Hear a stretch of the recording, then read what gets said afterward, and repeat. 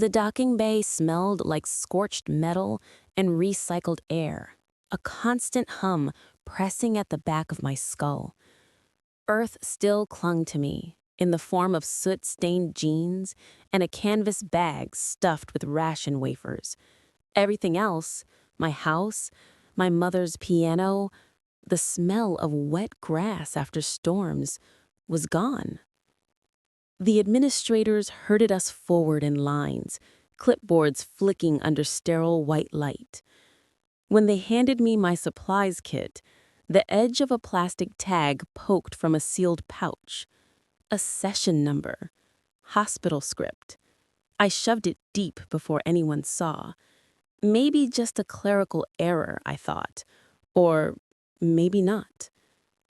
"Laborers to Sector 12, barked a man with silver implants under his jaw. His voice reverberated against the bay walls. I shuffled forward, marked as nothing more than a body to plug into their failing systems. Belonging wasn't part of the package. That first shift, I scrubbed nutrient tanks until my skin cracked from the alkaline water. No one spoke.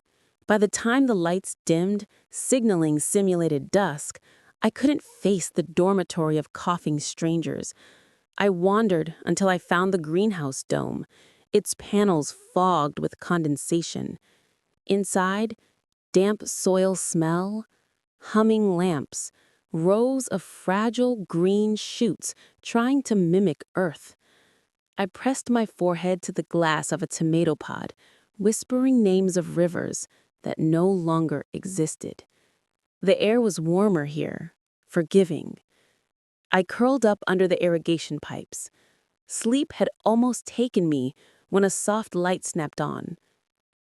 "You're not supposed to be here," a voice said. I startled, hitting my head on the metal. A girl about my age stood with a watering wand, her hair braided tight against her skull. Her eyes shimmered strange in the artificial glow, green flecks shifting like minerals. "I just needed a place," I whispered. "They'll send me back if I can't stay." She hesitated, then crouched beside me. The wand hissed faintly, mist dampening her sleeves. "My name's Anna. You picked the only spot that still smells like home." The dome's lights dimmed further, reminding me of the countdown. 10 days until the generators collapsed if nothing changed. I pulled the blanket tighter around me. Time here wasn't endless, and neither was my chance to belong.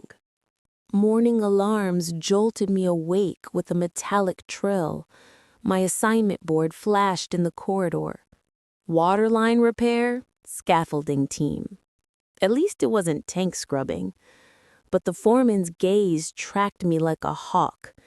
"You, refugee," he snapped, voice carrying across the depot. "Don't think rations come free. One mistake, and I put you on the next shuttle back to ashes." His words sliced sharp. Deportation was no empty threat. Anna waited by the tool rack, tossing me a harness.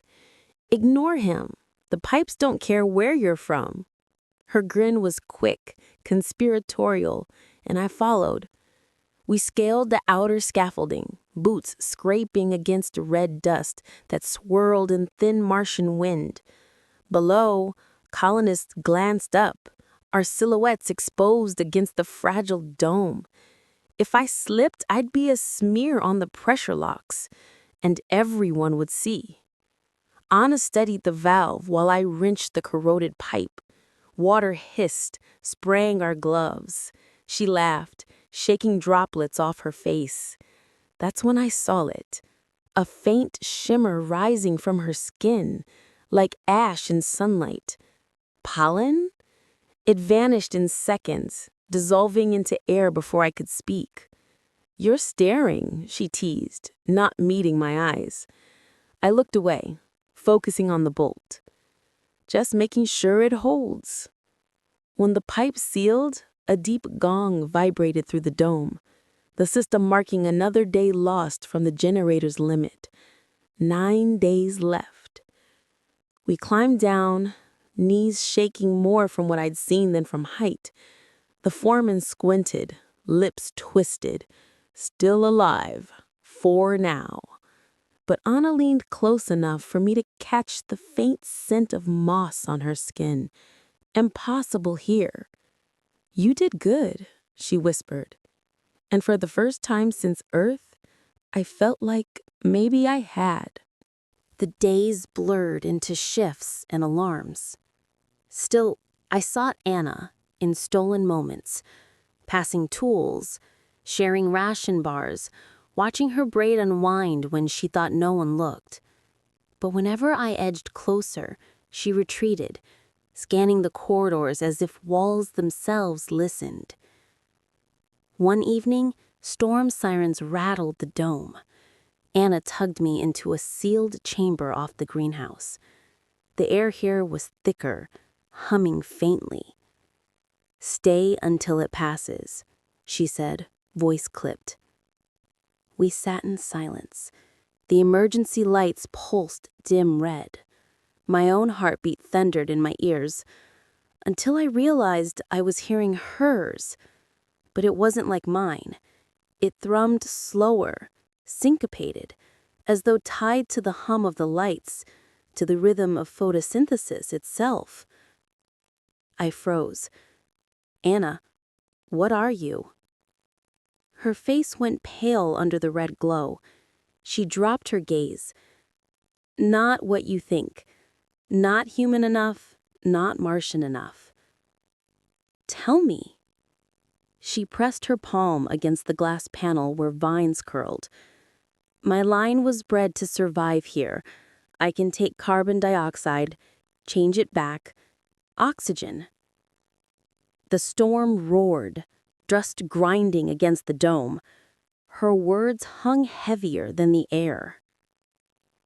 "If they find out, I'm not a girl to them. I'm a system upgrade." Her shoulders shook. "They'll use me until I'm nothing left but a machine." I reached for her hand. She flinched, then let me. Her skin was warm, humming faintly with life. My reflection stared back at me in the glass, eyes wide with fear, and something fiercer. Belonging wasn't enough anymore. Loving her might cost more than survival itself. Inspection day dawned sterile. Floodlights flooding every corridor. Boots clanged against steel as officials moved door to door. Anna and I stood in the bay, shoulder to shoulder, as scanners swept. "Full medical scanning," the officer barked. "No exceptions." I felt the plastic edge of the accession tag in my pocket, the one I'd found my first day. I'd nearly convinced myself it meant secret refugee experiments. But now Anna whispered, barely audible, "I planted it, to see if you'd notice, to know if I could trust you." The floor tilted under me. The tag hadn't been a mistake. It was her question, and I had carried it all this time without knowing. The officer's gaze landed on Anna. "Step forward." She trembled. I stepped in front, raising my chin. "If you want her secret, you'll go through me."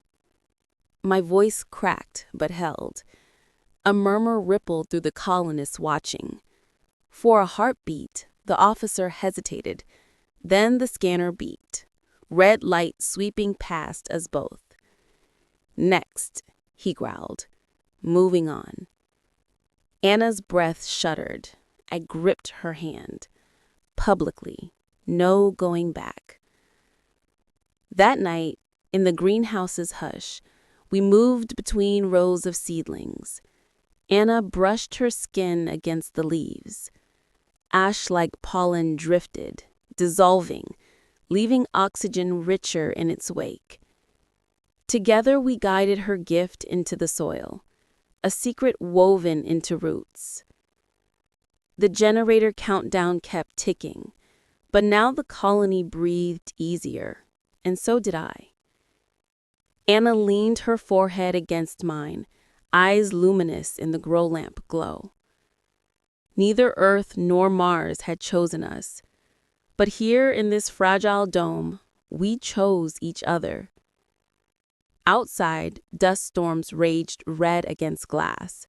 Inside, the seedlings unfurled, a green fire no wind could smother.